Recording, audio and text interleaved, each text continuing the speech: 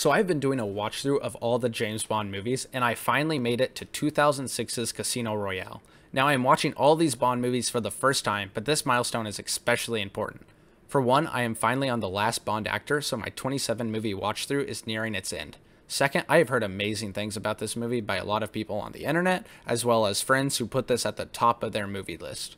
Third, I read the book before watching the 1967 Casino Royale in my watch through, so I wanted to see how it compared to Ian Fleming's original novel as well as the parody movie made 40 years earlier. So what I wanted to do for this video was compare the book to the movies and go over changes that were made and how well the adaptation was. Let's start off by comparing the original novel to the 1967 film version because, well, it should go pretty quick. The 1967 Casino Royale might be the least watched James Bond movie ever. Partially because it's a non-Eon film, partially because it's impossible to find a positive review for this film. I had heard the film was bad before I watched it, but what I didn't realize until I was already watching was that this was a parody for all James Bonds in general. The entire movie is purposely incoherent, and it changes main characters about every 20 minutes. Part of the joke of the movie is that James Bond becomes the new M character and announces that everyone in the MI6 must adopt the name of James Bond to throw off the enemy. Then it follows 7 different James Bonds in random episodes almost. Peter Sellers is James Bond. Ursula Andress is James Bond. David Niven is James Bond. Woody Allen is James Bond. Joanna Pettit is James Bond. Dahlia Lavey is James Bond. Terence Cooper is James Bond. Barbara Boucher is James Bond. So only one of these fake James Bonds actually follows the events of the book Casino Royale, and it lasts for about 25 minutes. So that is the only section available for comparison. The character posing as James Bond is Evelyn, played by Peter Sellers. Vesper is still in the movie, and she is played by the actress Ursula Andress, who was the original Bond girl in Dr. No. The highlight of the entire movie is Le Chiffre, who is played by Orson Welles himself. This section of the movie follows the skeleton plot of the book Casino Royale pretty well, but you have to understand everything happening is still a parody. For example, Bond and Le Chiffre gamble together, and Bond is trying to make Le Chiffre go bankrupt. See, all is normal, till Le Chiffre does a magic trick and supports world peace. And Bond does get captured and tortured, however, a joke is made about the chair not having a bottom to it. Don't worry about that chair with a hole in the middle. It's merely waiting to be reupholstered.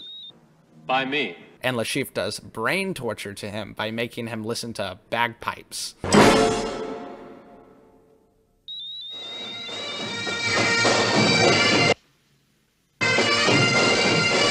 This movie is just something that has to be experienced by yourself because there is really no way to describe the randomness of it. So it is safe to say that it is not a good adaptation of the original story. Alright, now we can begin with the actual Eon film that everyone knows and loves, the 2006 Casino Royale. This is a much more faithful adaptation, so let's go through and see what they changed from the original novel. To start off, the book is not a long book at around 180 pages, where the movie is about 2 hours and 25 minutes, which is pretty long for a movie. So they actually added more to the story than they excluded from the book. For example, the pre-title sequence where Bond is earning his 00 status, that's not in the book. This is Ian Fleming's first novel, but the book already starts with Bond being a 00. Now, I think this was a cool addition to the movie because it lets moviegoers know that this is more of an origin story, because we needed that after 20-something previous movies that are all connected in one way or another. Actually, the book begins at the casino a little bit before the match starts and fills in some of the plot with flashbacks. So pretty much everything in the movie up to the casino is added to fill in some plot time. Well, it does set up Le Chiffre's bad investments, which is just implied in the book, but the movie actually shows it, so that's another cool addition. In the book, Bond sets up traps in his hotel room and finds bugs and such from the enemy, which is something we see more in Dr. No, I believe, but it does not happen in this movie. So, from there, Bond meets Vesper, who is very similar from the book to the movie. The movie has her being a bit more disagreeable so that Bond and her can banter back and forth. You're good at reading people. Yes, I am. Which is why I've been able to detect an undercurrent of sarcasm in your voice. which is a good change in my opinion, because the dialogue would have gotten a bit boring if they kept it book accurate. Next is Mathis, the French agent, and to be honest, I had to double check that Giancarlo Giannini was supposed to be this character because they play a similar role, but don't have a lot of common personality-wise. The Mathis in the book is probably who Bond has the most dialogue with, and Bond even gets very vulnerable with him after the torture scene. Mathis is actually the first person Bond tells of his intentions to retire. The biggest change for this character was the betrayal at the end. Mathis stays loyal at the end of the book, which is where my first critique comes into play. I wish in the movie, after interrogation or something, Mathis would claim to not be the traitor and prove it. Then the audience would find out that Vesper was the real traitor. I didn't see the point of them both being the traitors, especially since Mathis got so little screen time in the movie. The next character is the CIA agent Felix Lighter. The book describes him like a stereotypical American of the time, good with guns and talks with a southern accent. At least I pictured him as kind of a cowboy type figure while reading the book. Here he is played by Jeffery Wright, which is the second time an African American has played the role of Felix. The first was, at least my favorite portrayal of the character, in Never Say Never Again, played by Bernie Casey. In the movie, they had him set up to be a sort of a plot twist to help Bond out with a donation once he lost all of his starting money.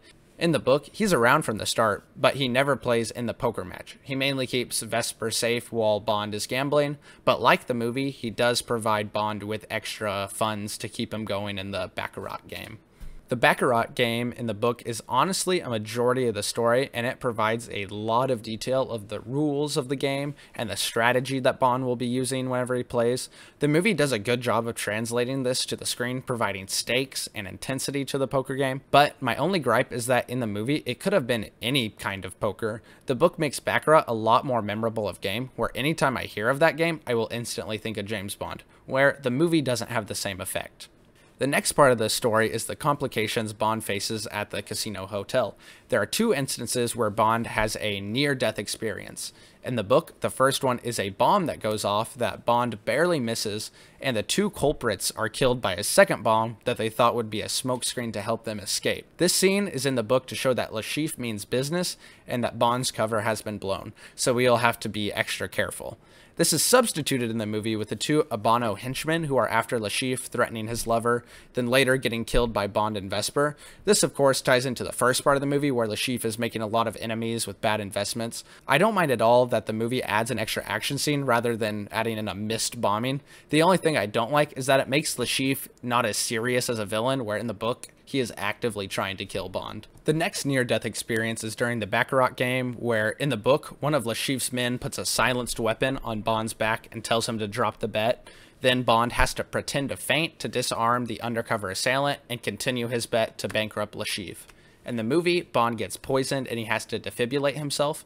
For this part, I do like the book version better, where Bond has to disarm an attacker in public while not blowing his cover, but either is fine, and they both show how desperate Le Chiffre was getting.